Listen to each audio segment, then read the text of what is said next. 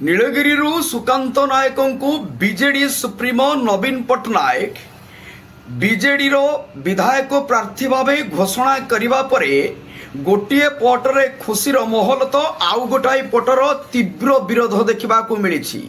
अन्य पटरे विगत 10 वर्ष धरी बीजेडी पई काम करि आसुथिबा संतोष खटुआ विद्रोह करने आरंभ करिसंती एवं आज से सांबादिक मानक कहिसंती कि बहुत शीघ्र से बीजेडी रो थिबा समस्त पद पदवी को त्याग करुछंती एवं आसंता निर्वाचन रे किभली भाव में निर्वाचन लड़ी पारिबे सेमानंकर समर्थक सहित से आलोचना करिवे एवं ए निर्वाचन रे से मध्य स्वाधीन भाव में नीलगिरी आसन रू लड़िबे।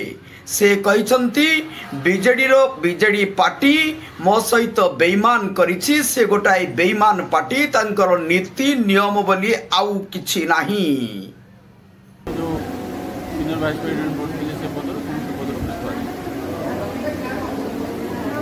आगामी दिन कौन रही कौन रही इलेक्शन लड़वा लड़वा कौन लड़वा हम कार्यसूची तैयारी करते पड़े हमको बेईमानी कला समय हमको कम देले। Thank you.